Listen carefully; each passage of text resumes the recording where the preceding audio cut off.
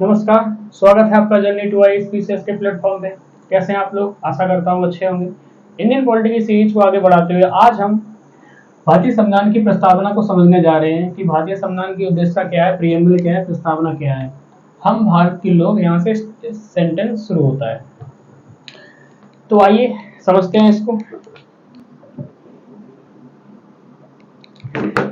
सबसे पहले इसको समझने के लिए इसके बैकग्राउंड में जाना पड़ेगा। Government of India act 1919, Bharat शासन अधिनियम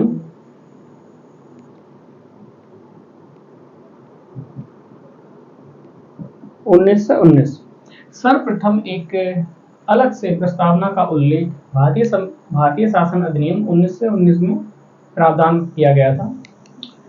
इससे पहले जितने भी चार्टर एक्ट आए या फिर भारत शासन अधिनियम आए, उनमें प्रस्तावना का उल्लेख नहीं था। सबसे पहले भारत शासन अधिनियम 1919 में ही एक स्वतंत्र रूप से प्रस्तावना का प्रावधान किया गया था। ठीक है।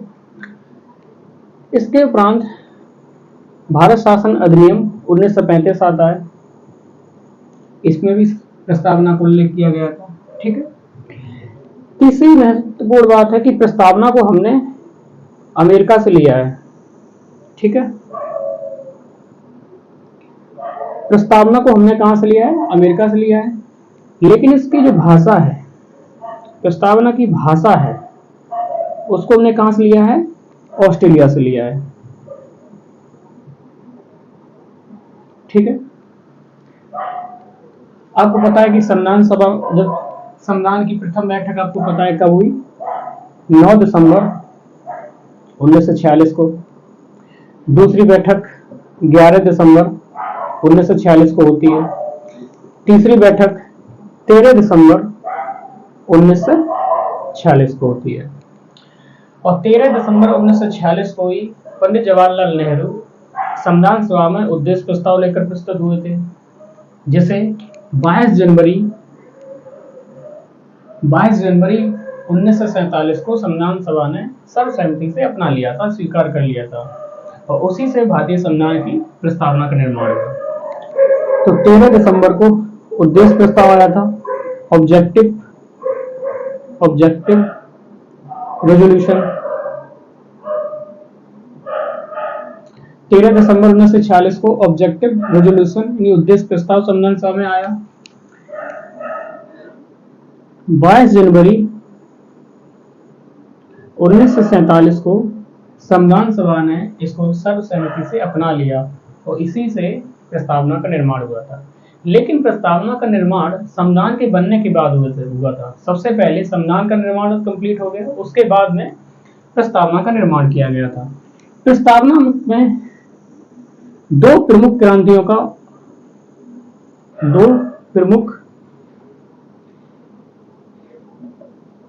क्रांतियों के आदर्शों एवं मूल्यों का समावेश किया गया है। यानी कि हमारी जो उद्देशिका है उसमें दो प्रमुख क्रांतियों का उल्लेख किया गया है। ठीक है। पहले आपकी फ्रांसीसी क्रांति और दूसरी आपकी रूसी क्रांति। ठीक है। फ्रांसीसी क्रांति से हमने 3 उद्देश्यों को स्वीकार किया है, 3 उद्देश्यों को प्रस्तावना में जगह दी है, सम्मिलित किया है। पहला स्वतंत्रता, दूसरा है आपका समानता और तीसरा है आपका बंधुत्व।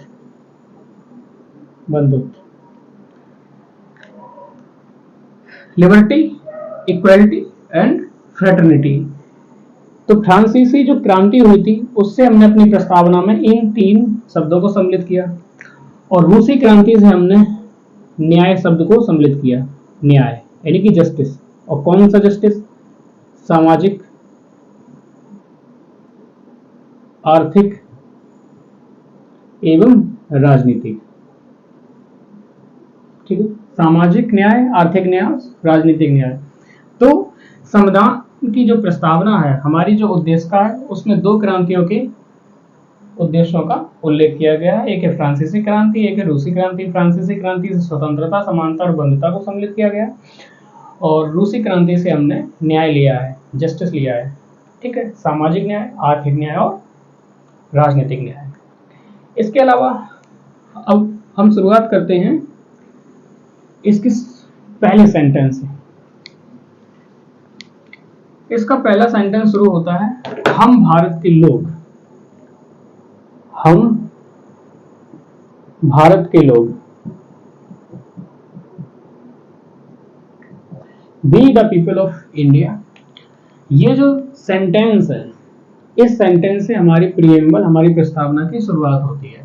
ठीक है, और ये जो सेंटेंस है, ये हमने कहां से लिया है? यूनाइटेड स्टेट ऑफ अमेरिका का जो कॉन्स्टिट्यूशन है, वहां से हमने ये लिया है, अपने संविधान में सम्मिलित किया है। इसमें हम भारत के लोग से क्या मतलब है? इसका मतलब है भारत के वयस्क लोग। वयस्क लोग यानी कि जिसकी भी उम्र 18 वर्ष या इससे अधिक हो गई है, उनको एडल्ट माना जाता है, उनको वयस्क माना जाता है। ठीक है, उन्हीं को वोट देने का अधिकार होता है। तो हम भारत के लोगों का मतलब है भारत की जितनी भी वयस्क आबादी है उनसे। हम भारत के लोगों ने क्या किया है? संविधान का निर्माण हमने किया है।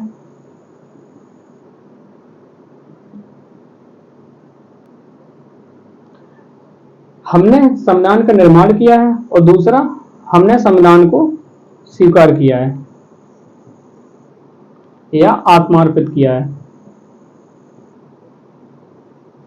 ठीक है, तो हम भारत के लोग कौन? जो वयस्क लोग हैं वो सभी हम भारत के लोग होते हैं। हमने संविधान का निर्माण किया है, हम ही ने संविधान को स्वीकार किया है, आत्मार्पित किया है। ठीक है, तो इसका बेसिक मतलब यही है। इसके अलावा आगे बढ़ते हैं, तो आगे बढ़ के हम देखते हैं कि संविधान की जो प्रस्तावना है, जो हमारी उद्देशिका है, इसका कुछ दर्शन है, कुछ उद्देश्य भी है। यानी कि प्रस्तावना में कुछ आदर्श हैं,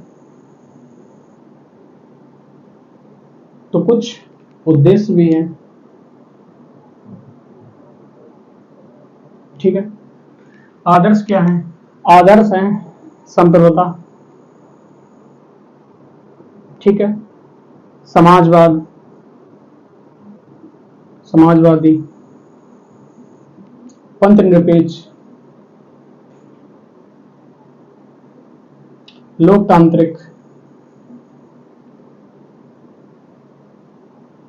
और गणतांत्रिक। ठीक है, हमारे संविधान की जो प्रमुख फिलॉसफी है, जो उसका दर्शन है, वो इन्हीं 5 शब्दों से आप समझ सकते हो। Sovereignty, socialist, secularism, democratic and Republic. ठीक है, और कुछ हमारे उद्देश्य हैं, जैसे कि स्वतंत्रता है। ठीक है, स्वतंत्रता कौन कौन सी स्वतंत्रता? विचार की स्वतंत्रता, ठीक है, अभिव्यक्ति की स्वतंत्रता, विश्वास की स्वतंत्रता, धर्म की और उपासना। उद्देश्य के अंतर्गत स्वतंत्रता को सम्मिलित किया गया है। विचार, अभिव्यक्ति, विश्वास, धर्म, उपासना, 5 स्वतंत्रताएं हैं। ठीक है, अगर हम न्याय की बात करें, इसी में न्याय भी हमारा एक उद्देश्य है। तो न्याय 3 प्रकार का है, सामाजिक, आर्थिक एवं राजनीतिक। समानता की बात करें तो प्रतिष्ठा की समानता और अवसर की समानता। ठीक है, इसी प्रकार हम बंधुत्व की बात करें, बंधुत्व। ठीक है, तो हमारे संविधान के ये आदर्श हैं और ये उद्देश्य हैं, और आपको पता है कि उद्देश्यों की प्राप्ति आदर्शों पर चलने के साथ ही प्राप्त की जा सकती है। अगर आप आदर्शों को दरकिनार कर रहे हैं, आप आदर्शों को स्वीकार नहीं कर रहे हैं, तो आप उद्देश्यों की प्राप्ति कभी नहीं कर सकते। ठीक है, तो आदर्शों पर चलकर ही हम क्या करते हैं? उद्देश्यों की प्राप्ति कर सकते हैं। फॉर एग्जाम्पल, अगर हम लोकतांत्रिक मूल्यों को अपने जीवन में नहीं उतारेंगे, जैसे हम कहें सभी को अपना आज़ादी है, सभी के अपने अधिकार हैं, सभी को स्वायत्ता है, निजता का अधिकार है। जब तक हम ये बेसिक वैल्यूज़ को नहीं अपना लेंगे तो हम स्वतंत्रता को कैसे सुनिश्चित करेंगे। ये जो हमारा टारगेट है कि स्वतंत्रता सभी को हो, विचार की या व्यक्ति की विश्वास, धर्म, उपासना की, तो ये स्वतंत्रताएं कैसे लोगों को मिलेंगी। ठीक है, अगर हम समाजवादी यानी कि सभी को समानता के साथ देखा जाए, सभी को अधिकार मिले, सभी समान हो आर्थिक रूप से, सामाजिक रूप से, अगर हम इन मॉडल को, इन मूल्यों को नहीं अपनाते हैं, इन दर्शन को, इस आदर्श को नहीं अपनाते हैं, तो हम समानता कैसे प्राप्त करेंगे, अवसर की हो चाहे प्रतिष्ठा की हो। इसी प्रकार हम पंथ निरपेक्षता के मूल्यों को नहीं अपनाते हैं। इसका मतलब है कि राज्य का अपना कोई धर्म नहीं है और राज्य धर्म के आधार पर किसी भी नागरिक के साथ भेदभाव नहीं कर सकता है। अगर हम ये बेसिक वैल्यूज अपने आप में स्वीकार नहीं करेंगे, हम राज्य इन वैल्यूज को बढ़ावा नहीं देगा, तो हम समानता कैसे स्थापित कर पाएंगे, बंधुत्व कैसे होगा, सांप्रदायिक दंगे हो जाएंगे अगर इसका उल्लंघन करेंगे। ठीक है, क्योंकि अगर धर्म के आधार पर भेदभाव किया जाएगा तो सांप्रदायिक दंगे होंगे, और सांप्रदायिक दंगे होंगे तो बंधुत्व कैसे होगा, भाईचारा कैसे हो पाएगा। तो चूंकि कहने का मतलब है कि आदर्शों पे चलकर ही हम उद्देश्य की प्राप्ति कर सकते हैं। ठीक है, आई होप आपको बातें समझ में आई होंगी। जब बंधुता होगी तभी क्या होगा, एकता रहेगी, देश की एकता होगी और अखंडता बनी रहेगी। कहने का मतलब है देश में जब फ्रेटर्निटी होगी, भाईचारा होगा, तभी लोगों में एकता रहेगी, और जब लोगों में एकता रहेगी तो देश सुरक्षित रहेगा, देश टूटेगा नहीं, उसका विभाजन नहीं होगा, अखंडता रहेगी। इसके अलावा तो बात करते हैं तो इसमें आप कुछ इसके जो आप दर्शन है यानी कि जो फिलॉसफी है और इसके जो टारगेट हैं, उद्देश्य हैं, उनको एक एक करके बारी बारी हम संक्षिप्त में समझ लेते हैं। सबसे पहले आता है आपका न्याय यानी कि जस्टिस। सबसे पहले न्याय आता है, जस्टिस। ठीक है, न्याय, जस्टिस। तो प्रस्तावना में 3 प्रकार के न्याय की बात की गई है। ठीक है, सबसे पहले न्याय हमने अपनाया कहाँ से है, तो यूएसएसआर का जो संविधान था यानी कि पूर्व सोवियत संघ था, उसके हमने संविधान से अपनाया था न्याय यानी जस्टिस को। रूसी क्रांति से ये लिया गया है, हमारी प्रस्तावना सम्मिलित किया गया है। न्याय 3 प्रकार की बात की गई है। पहला है सामाजिक न्याय, सोशल जस्टिस। सोशल जस्टिस का मतलब सीधा यही है कि राज्य वंचित वर्गों को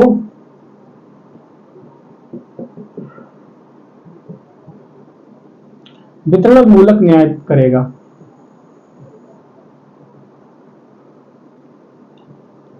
न्याय करेगा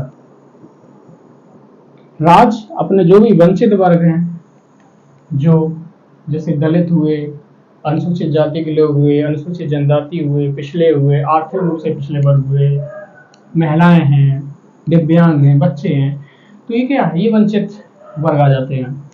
तो इनको वितरण मूलक न्याय प्रदान करेगा। वितरण मूलक न्याय का मतलब होता है इनको जीवन की जो मूलभूत सुविधाएं हैं, जो मूलभूत सुविधाएं हैं वो प्रदान करेगा। जो बेसिक फैसिलिटीज हैं स्टेट वो इनको प्रोवाइड कराएगा, जैसे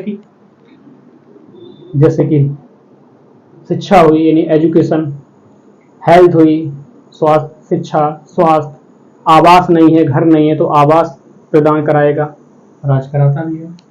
ठीक है, इसके साथ में जो पेंशन है ताकि बुढ़ापे पे इनकी देख रेख की जा सके वो प्रदान कराएगा। पेयजल है, पानी, जल, सैनिटेशन, स्वच्छता, तो ये सारी जो मूलभूत सुविधाएं हैं, मूलभूत सुविधाओं का मतलब वो है कि एक व्यक्ति के जीवन को चलाने के लिए किन मूलभूत चीजों की आवश्यकता पड़ती है वो राज्य इन वंचित वर्गों को प्रदान करेगा ताकि इनका जीवन आसान हो सके, इनको भी एक गर्मामय जीवन मिल सके। ठीक है, लाइफ विद डिग्निटी। दूसरा न्याय की बात होती है वो होता है आपका आर्थिक न्याय। आर्थिक न्याय, आर्थिक न्याय का मतलब ये है कि राज्य अपने सभी नागरिकों को आर्थिक रूप से समान करने का प्रयास करेगा, यानी कोई भी नागरिक इतना कमजोर ना हो कि वो उसे अपने आप को बेचना पड़े, बिक्री करनी पड़े, और कोई भी व्यक्ति इतना मजबूत ना हो कि वो दूसरों को खरीद सके। तो आर्थिक न्याय का मतलब है कि समानता स्थापित करना, समानता स्थापित करना, ठीक है, समानता स्थापित करना। और जो वंचित तबका है, वंचित तबका है, वंचित समाज है, उसको समाज की मुख्य धारा में जोड़ना, जो मेन स्ट्रीम है उसको, उसमें इसको सम्मिलित करना। तीसरा है आपका राजनीतिक न्याय, राजनीतिक न्याय, social justice, economic justice, political justice. इसका मतलब ये है कि देश के जितने भी पद हैं, शासन या प्रशासन से संबंधित जितने भी पद हैं, सभी के लिए खुले रहें, सभी को समान अवसर मिले, अवसर की समानता मिले, सभी को राजनीति में भाग लेने का अधिकार मिले, सभी को देश के जितने भी शीर्ष पद हैं, चाहे वो राष्ट्रपति का हो, प्रधानमंत्री का हो, वहां तक सभी लोग पहुंच सकें, ठीक है। इसके बाद हम बात करते हैं एक जो इसका दूसरा लक्ष्य है, उद्देश्य है, वो है आपका स्वतंत्रता, स्वतंत्रता, लिबर्टी, स्वतंत्रता यानी लिबर्टी, ठीक है। तो प्रस्तावना के अंतर्गत 5 प्रकार की प्रमुख स्वतंत्रताओं की बात की गई है। पहली है विचार की स्वतंत्रता, विचार, अभिव्यक्ति,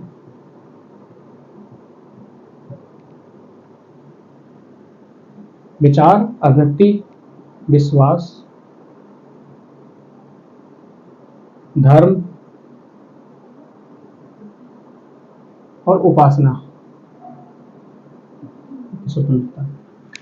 तो प्रस्तावना में 5 प्रकार की स्वतंत्रताओं की बात की गई है। पहली है विचार की, यानी कि आप कोई विचार सोच सकते हैं, उसको लिख सकते हैं, अपनी पुस्तक प्रिंट करवा सकते हैं, पंपलेट छपवा सकते हैं, ठीक है। तो आपको विचार करने से कोई नहीं रोकेगा, आप जैसा भी विचार करिए, ये आपका मैटर है, आपको फुल लिबर्टी है। विचार करने के बाद बहुत सारे विचार आते हैं, तो आप सोचते हैं कि उन विचारों को और लोग भी जाने, यानी कि उनकी अभिव्यक्ति भी हो, लोग जाने कि हमारे अंदर कौन से विचार हैं।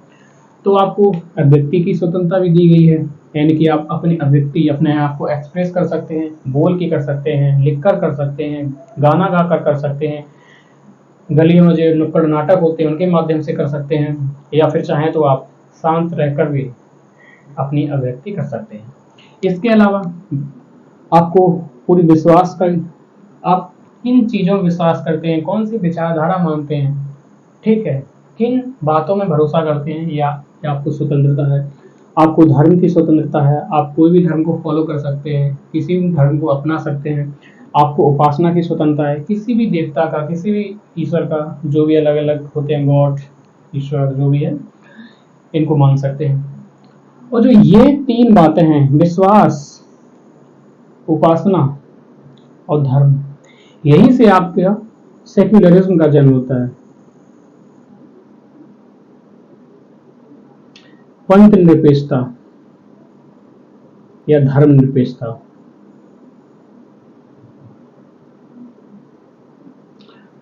पंथ निरपेक्षता या फिर धर्म निरपेक्षता। अगर पश्चिम में जाओगे, आप यूरोप में जाओगे, अमेरिका में जाओगे, तो वहां पर आपका सेक्युलरिज्म का मतलब धर्म निरपेक्षता से है, और भारत में आओगे तो सेक्युलरिज्म का मतलब पंथ निरपेक्षता से है। धर्म निरपेक्षता और पंथ निरपेक्षता, इन दोनों शब्दों में भी अंतर है, ये बाद में समझ लेंगे, ठीक है। तो हमारे यहाँ पंथ निरपेक्षता है, इसका आधार कहाँ है? इन 3 बातों में, ठीक है। हालांकि 42वां संविधान संशोधन करके प्रस्तावना में स्पष्ट रूप से एक शब्द, इस शब्द को जोड़ दिया गया था, पंथ निरपेक्षता को, ठीक है। इसके अलावा बात करें तो आपका एक प्रमुख लक्ष्य है समानता। समानता 2 प्रकार की है, एक है प्रतिष्ठा की और दूसरी है अवसर की। समानता, इक्वलिटी, इक्वलिटी कौन कौन सी? प्रतिष्ठा की और अवसर की। इनका मतलब क्या है? इनका मतलब है कि चाहे व्यक्ति गरीब हो चाहे अमीर हो, किसी भी वर्ग का हो, किसी भी जाति का हो, सबकी प्रतिष्ठा समान है, सभी का अपने आप में सम्मान है, गरिमा है, डिग्निटी है। और अवसर का मतलब है किसी व्यक्ति के साथ भेदभाव नहीं किया जा सकता है। किन आधारों पर? जाति के आधार पर, धर्म के आधार पर, मजहब के आधार पर, लिंग के आधार पर, जन्म स्थान के आधार पर, या फिर मूल वंश के आधार पर। तो इन सभी आधारों में से किसी भी आधार पर आपके साथ भेदभाव नहीं किया जा सकता है, यानी कि आपको अवसर है। ठीक है, तो अवसर की समानता। अब इसके कुछ एक और है, बंधुता। बंधुता को जानते हैं, यानी फ्रैटर्निटी। बंधुता, बंधुत्व या बंधुता, फ्रैटर्निटी। हमारे जो संविधान निर्माता थे उन्होंने प्रस्तावना में बंधुता को इतना ज्यादा महत्व किया हुआ, इसलिए दिया क्योंकि उस समय हमारे यहाँ पर कुछ समस्याएं थी। जब हमारा देश आजाद हो रहा था तो हमारे सामने कौन सी प्रमुख समस्याएं थी? पहली, देश का विभाजन हो चुका था। देश का विभाजन हो चुका था उस समय, और सांप्रदायिक दंगे हो रहे थे। चारों तरफ हिंदू मुस्लिम, सिख मुस्लिम दंगे हो रहे थे देश के विभिन्न भागों में, विशेषकर पंजाब का क्षेत्र और जो आपका पूर्वी बंगाल और जो पश्चिम बंगाल का जो बंगाल का क्षेत्र वहां पर। ठीक है, और दिल्ली में। दूसरा, आपका जो पूर्वोत्तर का क्षेत्र है, पूर्वोत्तर का क्षेत्र है, जैसे आपका जो सेवन सिस्टर जिसे कहते हैं, मेघालय, अरुणाचल प्रदेश, नागालैंड, मणिपुर, त्रिपुरा, मिजोरम, सिक्किम। ठीक है, तो इन राज्यों को भारत में मिलाया गया, बहुत मुश्किल से मिलाया गया। तो वहां पर अलगाववाद चल रहा था, ये अपने स्वतंत्र देश की मांग कर रहे थे, अलग राज्य बनाने की मांग कर रहे थे। तो पूर्वोत्तर में आतंकवाद फैला हुआ था, अलगाववाद। ठीक है, एक ये प्रमुख समस्या थी। इसके अलावा देश का जो विलय का मुद्दा था, विलय यानी कि जब भारत आजाद हो रहा था उस समय लगभग 565 रियासतें थी, लगभग 565 रियासतें थी, और उनको भारत में शामिल करने का चैलेंज था, जिनमें से बहुत सारी रियासतें अपने आप को स्वतंत्र देश बनाने की सोच रही थी, एक स्वतंत्र देश का ख्वाब सोच रही थी। क्योंकि जितनी भी रियासतें थी, ये ब्रिटिश सरकार का एक सिद्धांत था, ब्रिटिश सर्वोच्चता का सिद्धांत। ठीक है, ब्रिटिश पैरामाउंसी। तो सर्वोच्चता के सिद्धांत के तहत वो शासन कर रही थी, और जब ब्रिटिश सरकार यहाँ से गई तो उन्हें उसी हाल में छोड़ दी जिस हाल में देश पहले था, उनके आने से पहले। तो उनके पास 3 विकल्प थे, या तो वो भारत के साथ शामिल हो जाएं, या पाकिस्तान के साथ शामिल हो जाएं, या फिर स्वतंत्र रहें। तो बहुत सारी रियासतों ने इनमें से अलग अलग विकल्प चुने। तो विलय का एक मुद्दा चल रहा था। ठीक है, इसकी अतिरिक्त बात की जाए तो आप जम्मू कश्मीर का कबायली हमला देखा था आपने, जम्मू कश्मीर का जो मामला देखा था, जहाँ वहां पर पाकिस्तान ने अटैक कर दिया था, अपनी सेना को कबायलियों के रूप में उनके भेष में भेज दिया था और अटैक कर दिया था। तो ये सारी समस्याएं थी। तो इन सब समस्याओं से भय क्या था? भय था देश के टूटने का, देश का एक और विभाजन होने का, देश कहीं सिविल वॉर में ना चला जाए। इसलिए हम इतना ज्यादा बंधुत्व पर जोर दे रहे थे, भाईचारे पर जोर दे रहे थे। क्यों? जब बंधुत्व होगा तो उससे लोगों में क्या होगी? एकता होगी। और जब लोगों में एकता होगी तो राष्ट्र कैसा रहेगा? अखंड रहेगा। अखंड यानी कि विभाजन नहीं होगा, एक रहेगा, टूटेगा नहीं। ठीक है, अब हम संविधान के जो प्रमुख आदर्श हैं या जो दर्शन हैं उनको समझ लेते हैं। संप्रभुता, समाजवादी, पंथनिरपेक्षता, लोकतंत्र और गणतंत्र। सबसे पहला है संप्रभुता।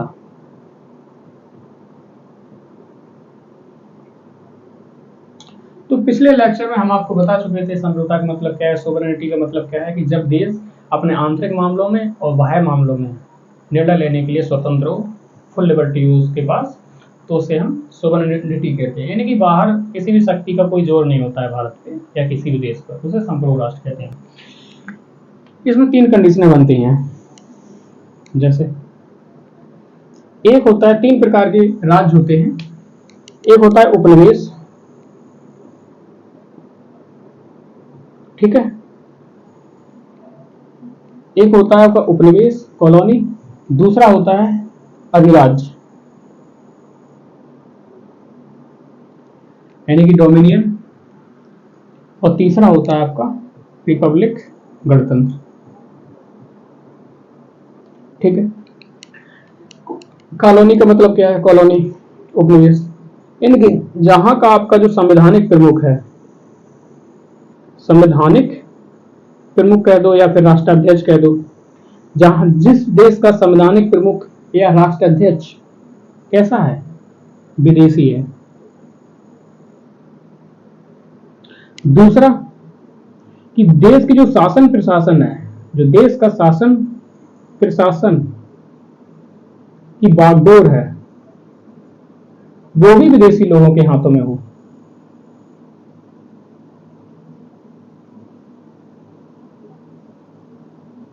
ठीक है, यानी कि देश का जो राष्ट्राध्यक्ष है वो विदेशी है, और साथ ही साथ देश का जो शासन है, नीतियों का निर्माण करने के बाद वो जो प्रशासन व्यवस्था है, सारी विदेशी लोगों के हाथों में हो, उसे हम उपनिवेश कहते हैं। 15 अगस्त 1947 से पहले भारत ब्रिटेन का उपनिवेश था। तो इसमें एग्जाम्पल है कि 15 अगस्त 1947 से पूर्व, 15 अगस्त 1947 से पूर्व भारत ब्रिटेन का उपनिवेश था, ब्रिटेन की कॉलोनी था, क्योंकि हमारा जो संवैधानिक प्रमुख है वो कौन था? महारानी थी वहां की। हमारा कोई राष्ट्राध्यक्ष खुद का नहीं था, देश का नहीं था, भारत का नहीं था। और शासन प्रशासन की बागडोर किनके हाथों में थी? अंग्रेजों के हाथों में थी। ठीक है, क्योंकि ट्रांसफर ऑफ पावर 15 अगस्त 1947 को किया गया था, इससे पहले तो वही शासन कर रहे थे। दूसरा है अधिराज्य, जिसे डोमिनियन कहते हैं, डोमिनियन स्टेट, अधिराज्य। इसका मतलब है कि जो देश का संवैधानिक प्रमुख है वो आपका क्या हो? विदेशी ही है, यानी कि राष्ट्राध्यक्ष या संवैधानिक प्रमुख विदेशी है, लेकिन जो शासन और प्रशासन की बागडोर है वो देशवासियों के हाथों में हो, देश के वहीं के जो लोग हैं, तो उसे अधिराज्य कहते हैं, डोमिनियन स्टेट कहते हैं। इसके एग्जाम्पल के रूप में देख सकते हो कि 15 अगस्त 1947 से लेकर 26 जनवरी 1950 तक क्या हुआ कि 15 अगस्त 1947 को पावर की ट्रांसफर कर दी गई भारतीयों के हाथों में, यानी कि जो भी शासन प्रशासन का जो दारोमदार है वो भारतीयों के हाथों में आ चुका था। लेकिन हमारा जो राष्ट्राध्यक्ष है, जो राष्ट्राध्यक्ष हुआ या फिर संवैधानिक प्रमुख हुआ, वो अभी भी विदेशी था, महारानी थी। क्योंकि डॉक्टर राजेंद्र प्रसाद को 24 जनवरी 1950 को भारत का राष्ट्रपति घोषित किया गया था, निर्वाचन हुआ था अप्रत्यक्ष रूप से, जनता ने प्रत्यक्ष भाग नहीं लिया था। ठीक है, गणतंत्र नहीं रिपब्लिक कब बना भारत? गणतंत्र का मतलब है कि जहां का राष्ट्राध्यक्ष या संवैधानिक प्रमुख निर्वाचित हो, साथ ही साथ उस देश का हो, और दूसरा है कि उसकी शासन प्रणाली है वो भी देश के लोग कर रहे हैं, यानी कि ये भी उस देश का हो और ये भी देश के लोग कर रहे हैं, तो उसे गणतंत्र कहते हैं। 26 जनवरी 1950 को भारत का स्टेटस ये था, गणतंत्र, आज भी। ठीक है, तो कॉलोनी क्या है, अधिराज्य क्या है, गणतंत्र क्या है, आपने समझा होगा। इसके अलावा हम एक शब्द और आपको समझा देते हैं, क्योंकि उसका बार बार उल्लेख आता है। ठीक है,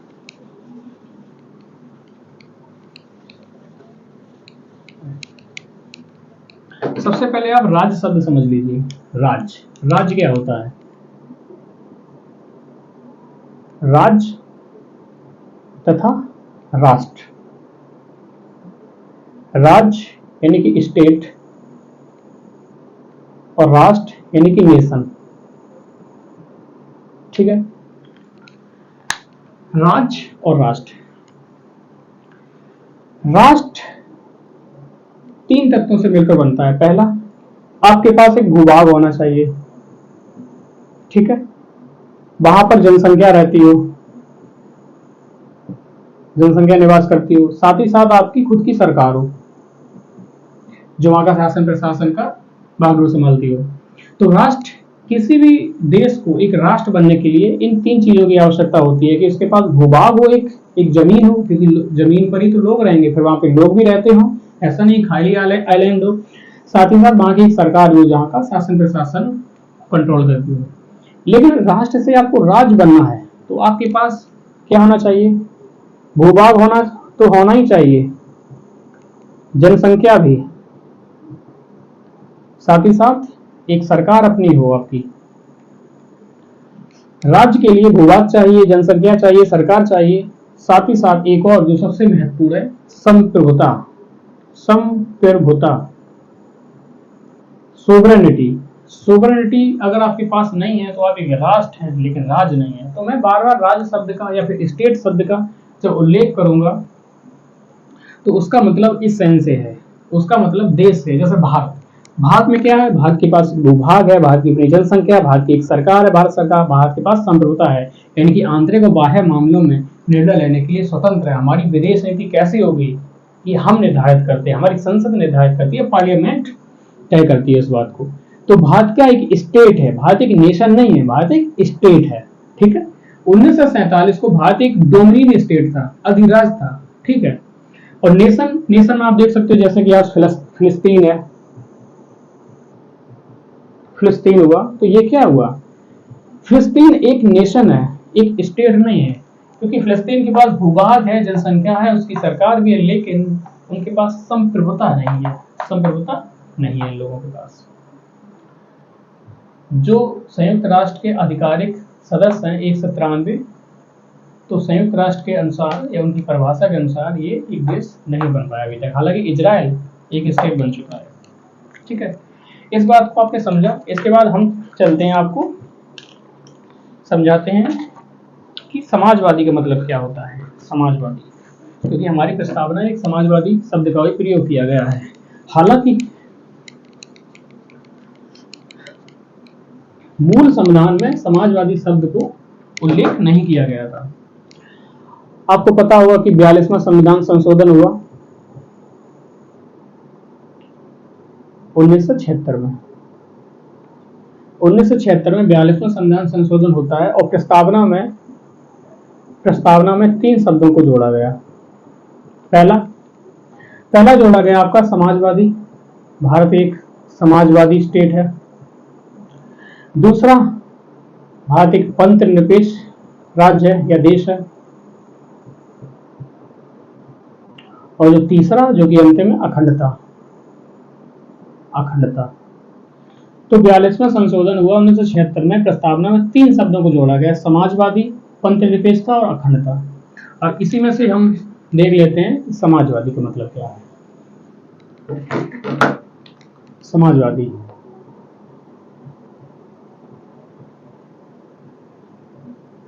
समाजवादी एक सोशलिस्ट कंट्री, ठीक है। पहले समझते हैं समाजवाद का मतलब क्या है। समाजवाद का मतलब होता है,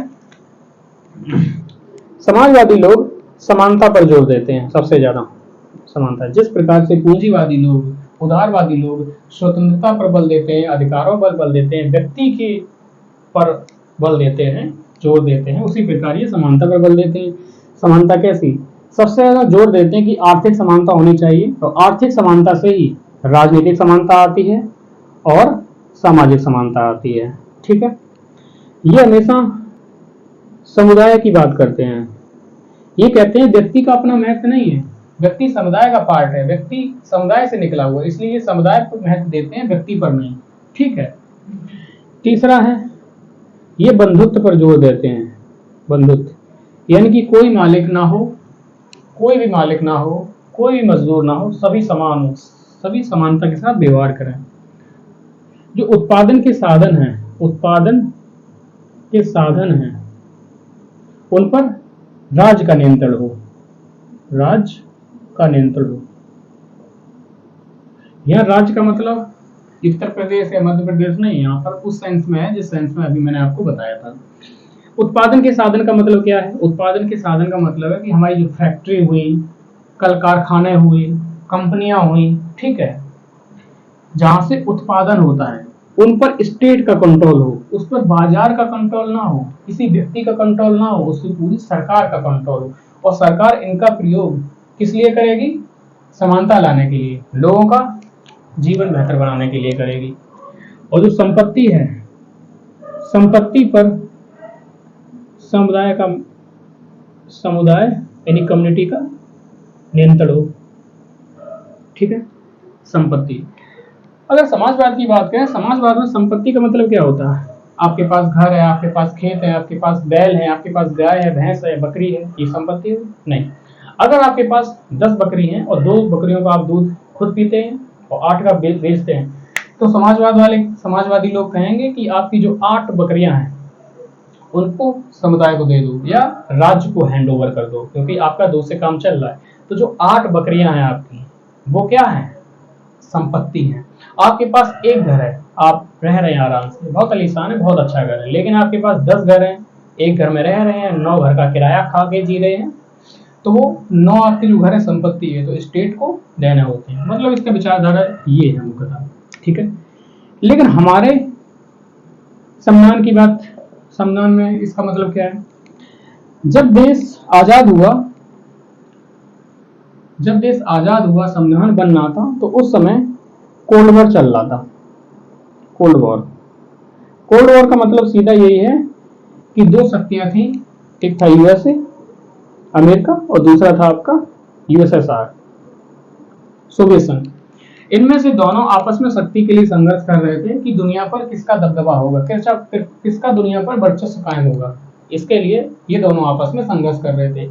इसके लिए चाहे वो ट्रेड वॉर हो, चाहे वो आपका वीपन्स की बात हो, हथियारों की होड़ हो, ये सारे टूल्स अपनाए जा रहे थे। बहरहाल कुछ लोगों ने कहा कि हमें अमेरिका के साथ जाना चाहिए, तो हमने कहा कि हम अमेरिका के साथ इसलिए नहीं जाएंगे, हमें भय था इस बात का, क्योंकि अमेरिका का निर्माण भी अंग्रेजों ने किया है। अंग्रेज जब अमेरिका गए तो वहां पर जनजातियां रहती थी, जिसे रेड इंडियन कहते हैं। रेड इंडियन अमेरिका की मूल जनजाति है, तो वहां पर जनजातियां रहती थी और 13 कॉलोनी इन्होंने बनाई, उपनिवेश बनाई और वहां पर रहने लगी।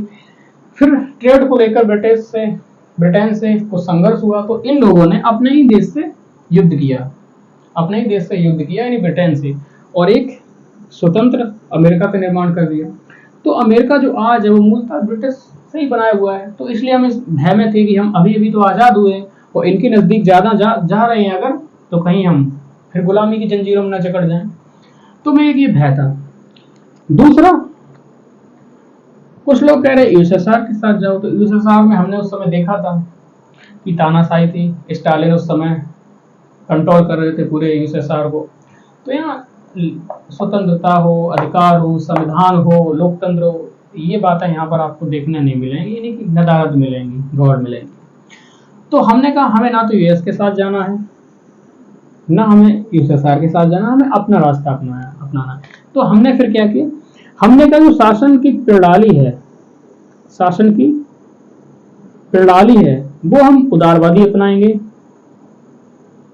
उदारवादी यानी कि जो यूएसए में शासन प्रणाली है, इससे मिलती जुलती हम अपनी शासन प्रणाली अपनाएंगे, लेकिन जो हमारे उद्देश्य होंगे या लक्ष्य होंगे, जो जिन्हें संविधान के माध्यम से प्राप्त करना है स्टेट को, वो समाजवादी होंगे, वो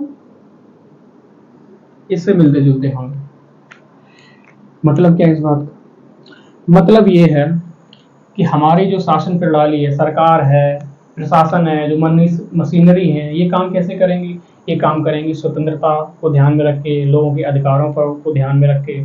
ठीक है, स्वतंत्रता हुआ, अधिकार हुआ, संविधान हुआ, विधि का शासन हुआ, लोकतंत्र हुआ, स्वतंत्र न्यायपालिका हुई, ये सारे मूल्यों को आत्मसात करके, इन मूल्यों को साथ में लेकर शासन प्रणाली संचालित की जाएगी।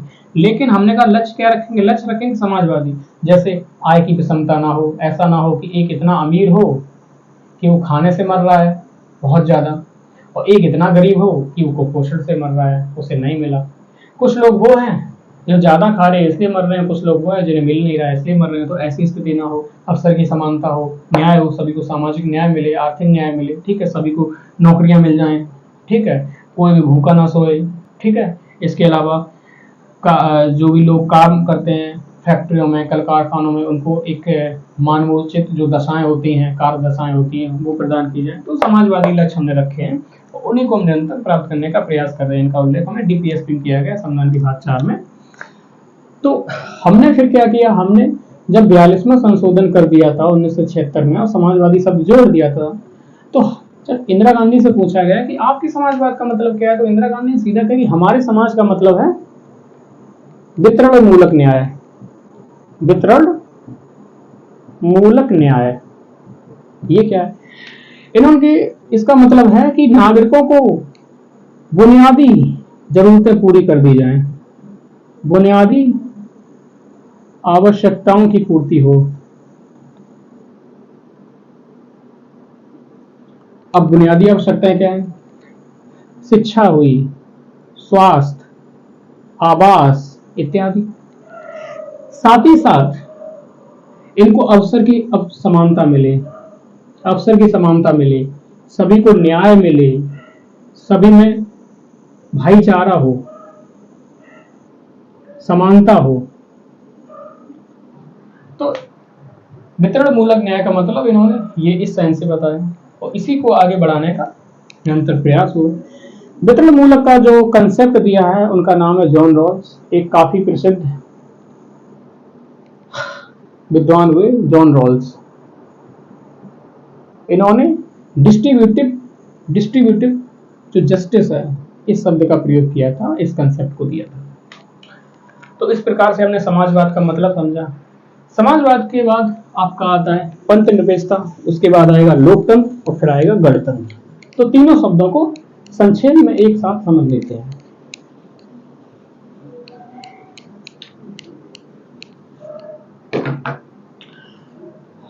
पंथ निरपेक्षता, सेक्युलरिज्म, ठीक। दूसरा आपका लोकतंत्र, डेमोक्रेसी, डेमोक्रेटिक लोकतंत्र, लोकतंत्रात्मक राज्य, ठीक है। अगला है गणतंत्रात्मक या गणतंत्र, रिपब्लिक।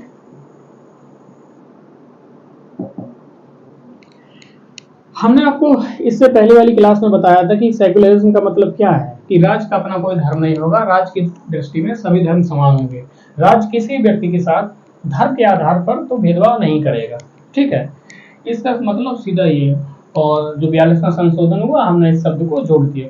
हालांकि इससे पहले भी हमारा संविधान मूल रूप में अपनी मूल प्रकृति में ही एक सेक्युलर कॉन्स्टिट्यूशन था, एक सेक्युलर संविधान था, एक पंथ निरपेक्ष संविधान था, जिसको हमने इससे पूर्व ही स्वतंत्रता के जो बेसिक मान्यताएं थी उसमें हमने आपको बताया था, जैसे वो आपका धर्म हुआ, उपासना हुई या फिर विश्वास हुआ, ठीक है। इसके अलावा भी हमारे संविधान में मौलिक अधिकार हैं, उनमें इस बात का पुख्ता सबूत मिल जाएगा, प्रमाण मिल जाएंगे कि हमारा संविधान जो था मूलतः एक पंथ निरपेक्ष संविधान है। दूसरा है डेमोक्रेटिक। डेमोक्रेटिक का मतलब हमने बताया था जहाँ जनता ही सर्वोपरि है, जहाँ जनता ही क्या हो, सर्वोपरि हो, उसे डेमोक्रेटिक कहते हैं। ये सब तो मूल संविधान में ही था। रिपब्लिक का मतलब है जहाँ का राष्ट्राध्यक्ष कैसा हो, निर्वाचित हो, जहाँ का राष्ट्राध्यक्ष निर्वाचित हो। ये संकीर्ण अर्थ है, व्यापक अर्थों में कि समानता इतनी ज्यादा हो कि प्रत्येक व्यक्ति को किसी भी पद पे जाने के लिए कोई भेदभाव का सामना ना करना पड़ता हो, ठीक है। अब एक डिबेट शुरू होती है जो कि 1960 से शुरू होती है कि प्रस्तावना भारतीय संविधान का भाग है या नहीं। प्रस्तावना भारतीय संविधान का भाग है या नहीं, क्या डिबेट शुरू होती है, इसको भी थोड़ा देख लेते हैं। प्रस्तावना संविधान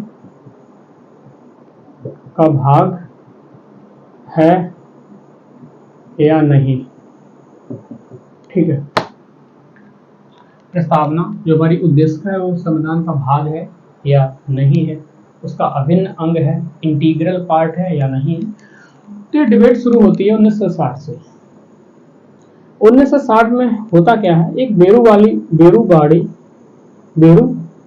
बेरूबाड़ी मामला आता है सुप्रीम कोर्ट में।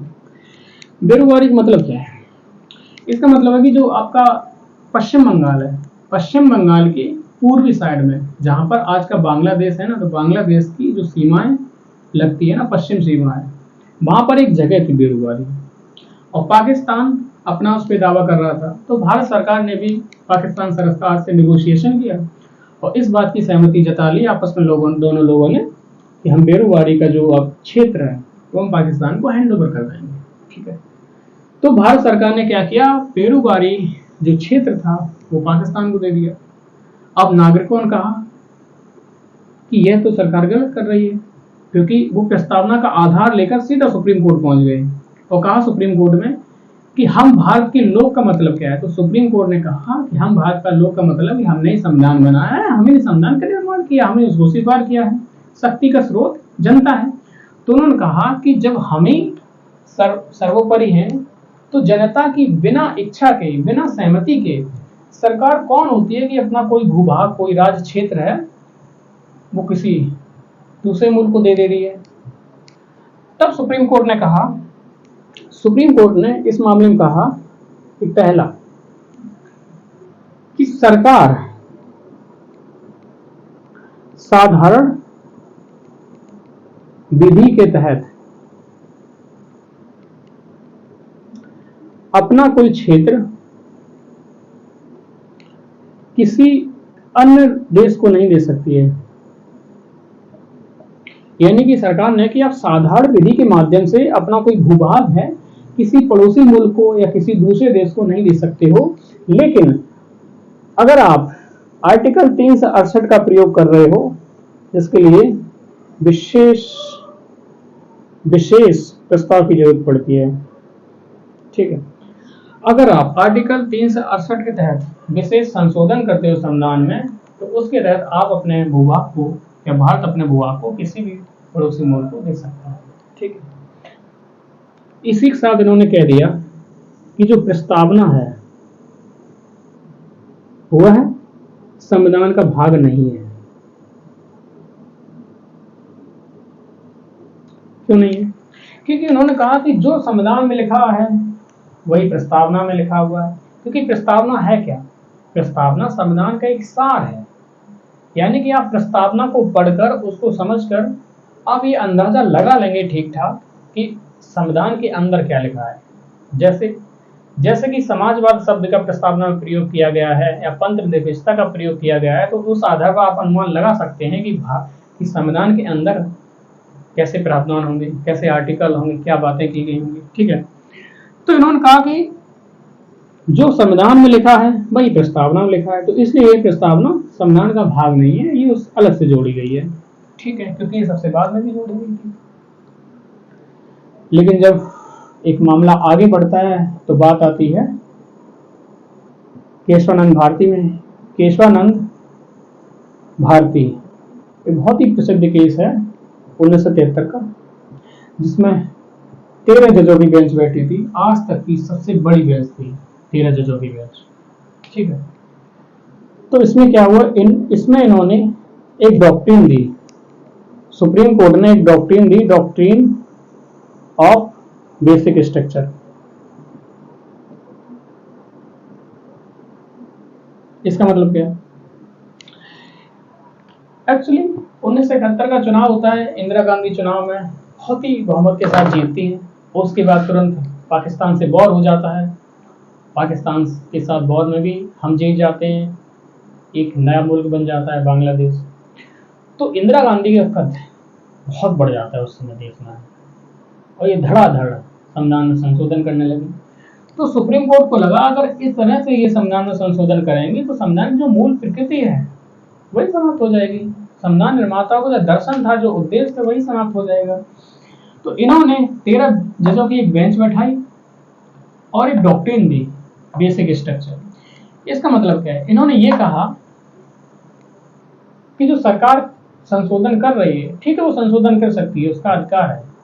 तो इन्होंने सीधा कहा कि जो पार्लियामेंट है वो संविधान की किसी भी प्रावधान में संशोधन कर सकती है, नो डाउट, किसी भी प्रावधान में आर्टिकल 368 का प्रयोग करेगी और संविधान के किसी भी भाग में संशोधन कर सकती है। लेकिन संविधान की जो मूल आत्मा है, जो बुनियादी ढांचा है, जो मूलभूत संरचना है, उसका लोप नहीं कर सकती है, उसको नष्ट नहीं कर सकती, उसका उल्लंघन नहीं कर सकती है।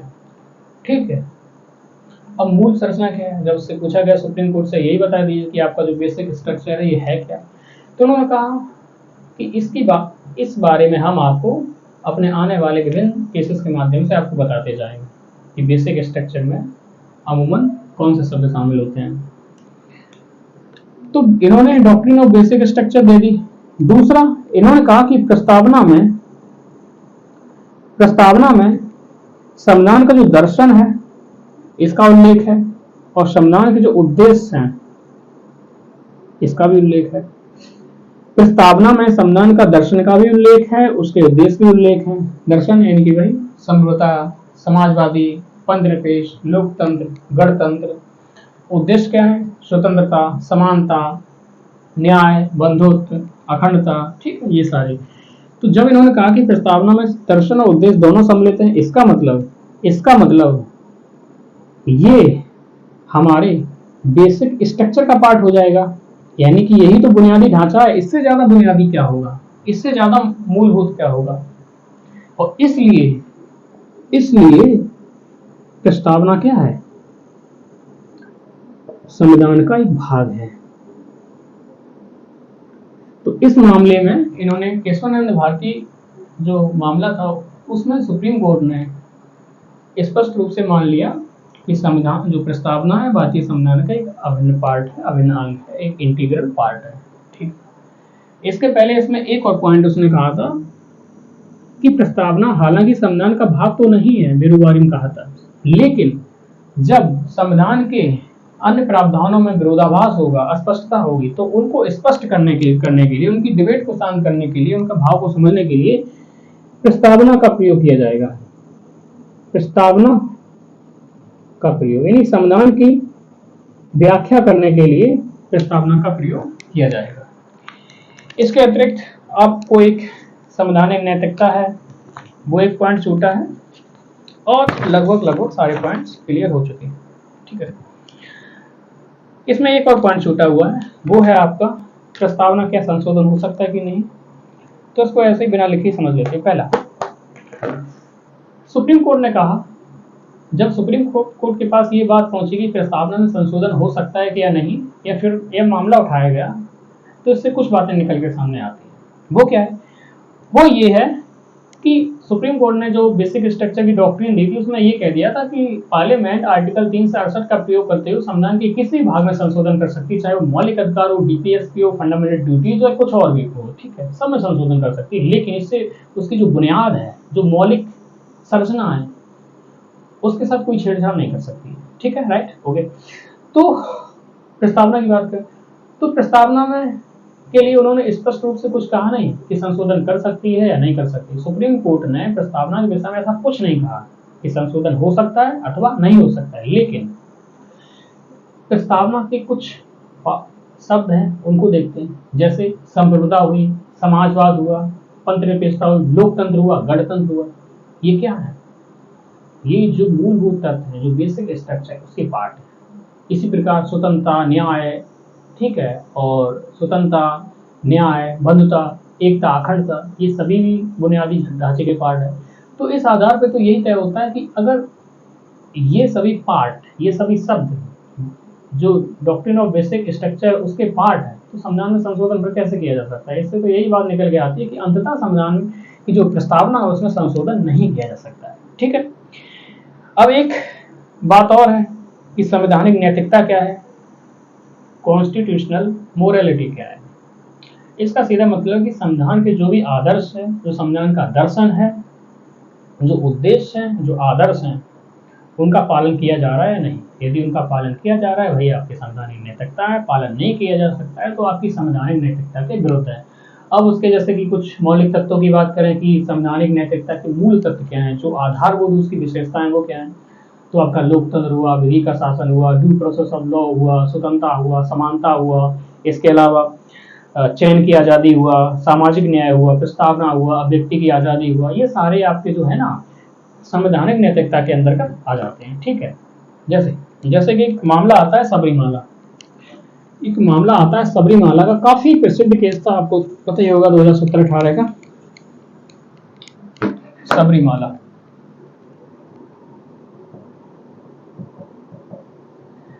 सबरीमाला एक केरल का मंदिर है, काफी प्रसिद्ध मंदिर है। उसमें एक निश्चित आयु की महिलाओं के प्रवेश को वर्जित कर दिया गया है। इनका जिनका भी जो क्या कहते हैं मेंस्ट्रुअल साइकिल चलता है ना, जैसे मासिक धर्म कहते हैं, तो उन महिलाओं को इसमें प्रवेश की अनुमति नहीं होती है, उनका प्रवेश निषेध कर दिया गया है। तो पहले इसके पक्ष की बात करें और विपक्ष की बात करें।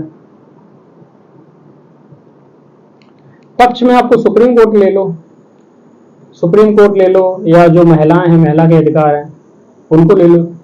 इनमें ले लो उनके जो प्रबंधक हैं मंदिर के, ठीक है। तो प्रबंधक ने कहा कि हमारे पास हमें एक मौलिक अधिकार प्रदान करता है संविधान। उस आर्टिकल का नाम है आर्टिकल 26। आर्टिकल 26 कहता है कि धार्मिक मामलों के प्रबंधन में पूरी स्वायत्ता होगी, पूरी स्वतंत्रता होगी। यानी कि आपकी जो परंपराएं हैं, रीतियां हैं, प्रथाएं, आप उनको कैसे निभा रहे हो, साथ ही साथ अपना कैसे प्रबंधन कर रहे हो, ये एक स्वतंत्र मामला है, ठीक है, धर्म के मामले में, यानी कि उसके प्रबंध करने का, मैनेजमेंट का। तो ये आर्टिकल 26 के तहत आजादी देता है। तो इन्होंने कहा, सुप्रीम कोर्ट ने कहा कि इससे क्या हो रहा है, यानी कि एक खास समुदाय को उस मंदिर में नहीं जाने दिया जा रहा है, लिंग के आधार पर भेदभाव किया जा रहा है। तो इससे आर्टिकल 14 का उल्लंघन होता है कि विधि के समक्ष समानता, विधि कानून के समक्ष समानता, या विधि के समक्ष समानता, ठीक है, इसका उल्लंघन हो रहा है। एक दूसरा आर्टिकल है आर्टिकल 21। आर्टिकल 21 का उल्लंघन हो रहा है, जिसमें लाइफ विद डिग्निटी की बात की गई है, गरिमापूर्ण जीवन, ठीक है, इसका उल्लंघन हो रहा है। इसके साथ ही साथ एक आर्टिकल है 25, अंताकड़ की स्वतंत्रता। अब उपासना करने का अधिकार, अंताकड़ की स्वतंत्रता की सारी बातों का उल्लेख आर्टिकल 25 में कहा गया है। तो सुप्रीम कोर्ट ने कहा है कि आपके केवल आर्टिकल 1 का उल्लंघन होगा अगर हम इन आर्टिकल को लागू कर दें तो जबकि आप महिलाओं को प्रवेश नहीं दे रहे हैं, इससे तो इनकी आर्टिकल 14 का उल्लंघन हो रहा है, आर्टिकल 21 का उल्लंघन हो रहा है, आर्टिकल 25 का उल्लंघन हो रहा है। तो सबरीमाला के मामले में सुप्रीम कोर्ट ने कहा कि संवैधानिक नैतिकता क्या है। सुप्रीम कोर्ट ने कहा कि समानता संवैधानिक नैतिकता का पार्ट है। समानता, स्वतंत्रता, उपासना, धर्म, विश्वास, ठीक है। तो हम संवैधानिक नैतिकता को ही निभाएंगे। हम बहुमत के दबाव में जो अल्पमत है या फिर अल्पसंख्यक हैं, उनके साथ भेदभाव नहीं कर सकते, ठीक है। इस सुप्रीम कोर्ट ने रखा है कि बहुमत के दबाव में अल्पमत के साथ भेदभाव नहीं किया जा सकता है, ये डेमोक्रेसी नहीं होती। तो सुप्रीम कोर्ट ने फाइनली महिलाओं के पक्ष में वर्डिक्ट सुना दिया, उनको अधिकार है। हालांकि इसके लिए एक इससे बड़ी कमेटी गठित कर दी गई है, वो इस मामले को देख रही है। आगे देखते हैं क्या होता है, ठीक है।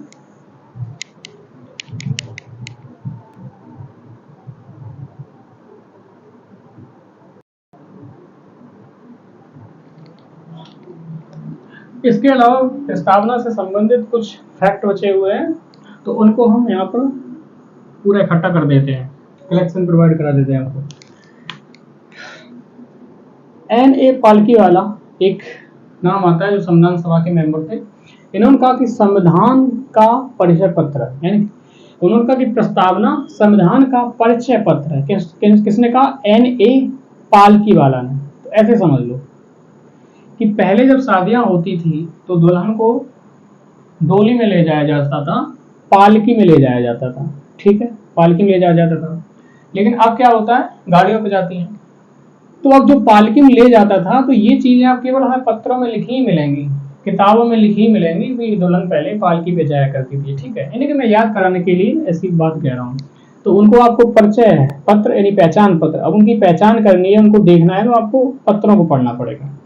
इसके अलावा एक है कि 26 जनवरी 1950 को भारत की स्थिति थी क्या, भारत का स्टेटस था क्या? भारत एक संप्रभु था, राष्ट्र था, यानी कि सोवरेन, लोकतांत्रिक, डेमोक्रेटिक, गणराज, रिपब्लिक, संप्रभु, लोकतांत्रिक, गणराज था।